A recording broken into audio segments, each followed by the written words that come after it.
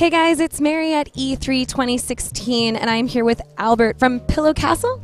That's correct. And you're going to show me Museum of Simulation Technology today, a game that's truly something else, quite unique. And this is a puzzler game, but you tell me a little bit more about it. It looks like we're already right in the middle of it.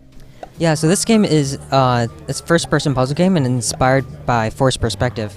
So what forced perspective is basically an optical illusion where you use depth to play interesting tricks. And you can see it when you see a photo of somebody taking a picture of the Leaning Tower of Pisa and pretending to hold it up, right? That's forced perspective. So in this game, you can take an object and move it around based on your perspective and what the background is. You can change its size and its distance from you. You just taught someone right then because that piece was in the way of the door and you couldn't get through until you moved the piece. Exactly, yeah. So this game is a lot about, how we see reality and how it can really play tricks on us. So a lot of the puzzles are kind of like visual puns almost. And yeah, so there's a lot of things you can play around with. But also a lot of unexpected things that go around in this game. And one of my favorite parts about this game is that it does these unexpected things, which is fun, but it also has some kind of internal logic to it, right? It's like you see something that you think is one way, and then it's revealed it's totally another thing. But it kind of makes sense. Right. It also looks like you're kind of warping with the world here, like with the space of the room itself. It doesn't seem like this room should be as big as it is. It looks like you're kind of manipulating the player a little bit to get them to see things the way you want them to. It almost seems also as that you've added an element of comedy to it in the way that you're training the player. Yeah, that's true. We try to do comedy through kind of subtle just gameplay moments, and we found that it was just it's just a really interesting thing to play around with, right? Trying to do comedy without words. And there's actually not a lot of text in this game, so this is a great game for basically any language. This is kind of like a global appeal type game. Yeah, exactly. Yeah, we're hoping to get some more narrative stuff in the game in the future, but this build is pretty empty so far. Now, there's not a lot of story or explanation. You're in a pretty weird hallway right now with a bunch of doors that all have the same number on it. Do you get a little bit more of an understanding of what you're doing in this world? Yeah, over time, the world is kind of mystery that you start with, and in fact, you're kind of having this lucid dream, right? And you're trying to basically wake up from it. And there's this whole mystery about what's going on. So I don't want to spoil too much, but there's some interesting stuff that will happen later on in the game. And so you've already kind of established the perspective concept and manipulating the size. What other things do you tend on teaching the player throughout this game? This one's pretty cool too. You're too big. Exactly, yeah. There's a lot cool stuff that's coming up, and earlier you mentioned playing around with shape and size, things where on the inside look much larger than on the outside, and on one of the levels we play a lot around with that concept, and also using things to change your own size and stuff. It just goes to weird places, this game. You're burning through these puzzles, probably because you might have played them before, once or twice. But how long would you say it would actually take a player to get through some of this? Usually players take quite longer. I am doing it a bit fast by accident, but what we're trying to do is not get players to be stuck on the puzzles too much, and to have kind of the joy of the game is not figuring out exactly what you need to do, and not trying to solve like a math problem or logical problem, but it's more like lateral thinking, So once you understand what the solution of the puzzle is, to actually solve it should be relatively easy. Right, and that's a wonderful element of good puzzle design, is that the aha moment is what you're searching for people to solve it. This is kind of Portal-esque, right, where you're getting them to say, this is what I was supposed to do, but the actual placement of the puzzles or the portals, but in your case, of the objects, should be relatively easy. Exactly, yeah. And at least for these first few puzzles, there's not too many elements you have to worry about. So it's all about figuring out the concept rather than the execution.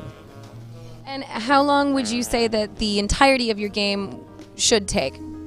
It should take about, let's say, maybe 3 hours for a good player, and longer if you take long time on the puzzles, or you take just wander around and walk around more. No, I gotta touch on the music of your game, which is almost a little silly in nature. It's definitely lighthearted. Where did you get it?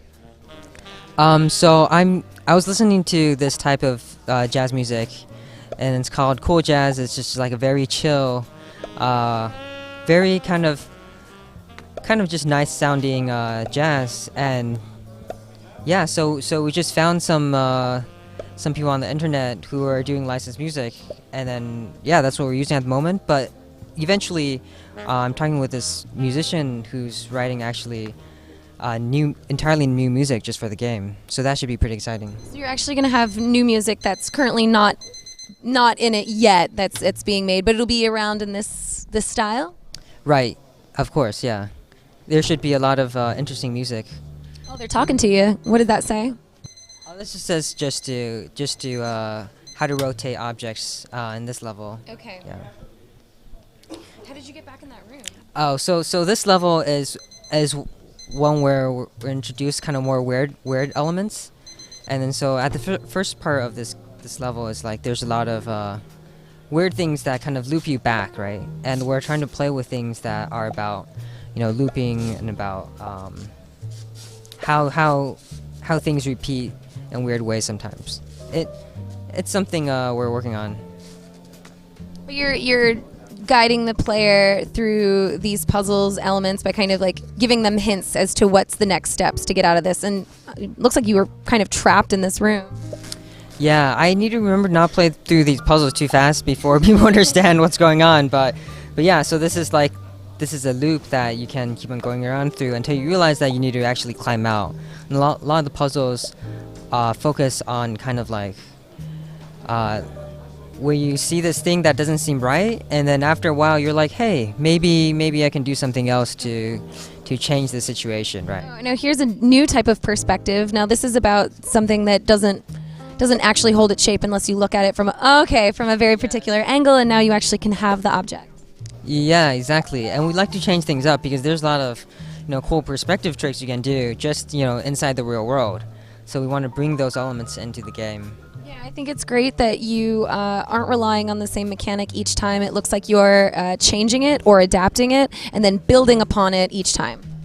Yes, exactly. Okay, so this one is interesting too, because this plays with our perspective in two ways. One is we can grab this thing down, but then when we try to climb up to this wall, you're like, oh, it's too high, and then you look around this object, and it turns out, things can have two sides that are different than what you thought they were. Yeah. Okay, so because that object was hollow, you were able to use it as stairs. Now, what prevents the player from just taking that stairs with them everywhere? Yeah, well, so in certain parts of the game, you can see this kind of wavy thing over the doors, and that's kind of to stop you from taking items from one room to another. That's also kind of again, like I can't help but make the comparisons to a Portal game where it's each room is self-contained, it's its own puzzle element, and what's really great about that is as you go through this world, you basically take each room on its own, right? And so you can get not frustrated, but you can get stuck and work on it, but then once you get through that room, you're on a brand new puzzle, you refresh completely, and you start anew. Right, exactly. And one of the games that I'm most inspired from is also Antichamber, if you've heard of that. Yeah. And in Antichamber, they do a lot of puzzles based off just playing around with players' expectations.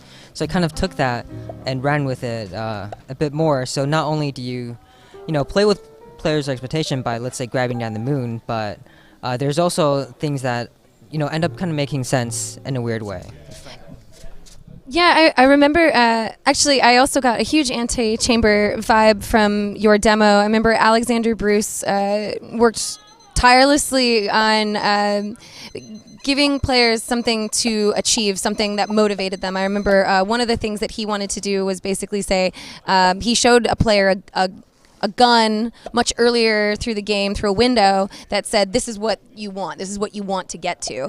What in your game would you say is supposed to motivate the player to continue on? Like, what is the thing that they are trying to achieve here?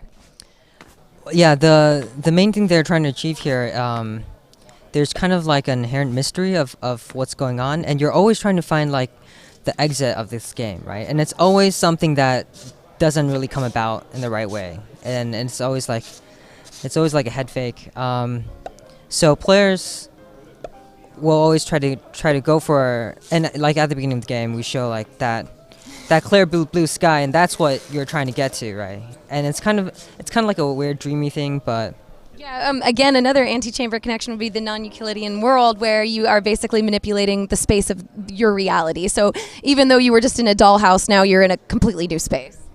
yeah, exactly. And because we have different, we have that perspective mechanic, we can actually change the size of these houses while playing along with non-Euclidean geometry, and that like brings us to really weird places.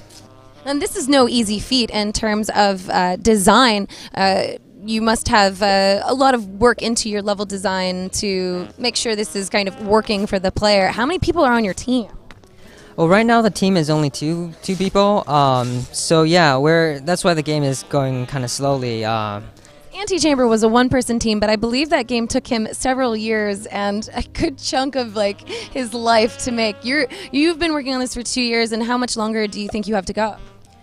We're saying 1.5 years, but it might be longer. It's hard to say. But we're hoping it won't take 7 years. It won't be another anti-chamber. Yeah, I can really take it out of you. And now you're in a completely new space with a new puzzle here. Looks like you can make the stairs big, but can you make them big enough? Yeah, that's the question. But so that's the obvious puzzle. But then like there's usually something else. Changing it up again and kind of like changing the player. And that looks like that's the end of your demo. Yeah, I'm sorry I played through that a bit quickly. But now, I've saved you some time. Yeah, it's a really good overview of what's to come in this game. It absolutely looks fascinating, and I love how much you're guiding the player and yet letting them figure out these puzzles on their own. This is a really exciting game, so where can people find this? You can check us out on our website, which is pillowcastlegames.com. Besides that, the usual Twitter, Facebook. We'll try to reply stuff, if you send us stuff. Yeah. And where can people eventually find the game? Oh, okay. That's a good question. So we're hoping to do PC, Mac, and we're hoping to do at least one of the consoles, but hopefully both Xbox and PlayStation. Yeah, and it might be staggered based on the size of your team, but most certainly you'll probably be able to find this on Steam. Yeah, exactly. Definitely. All right, well, that was Museum of Simulation Technology, and you guys will be able to see that hopefully in not too long. Yeah, like maybe a year and a half or so, yeah. All right, well, thank you so much for showing me that, Albert. Thank you. All right, and for the rest of your E3 news, you guys are going to want to stay tuned to GameSpot. Thanks for watching.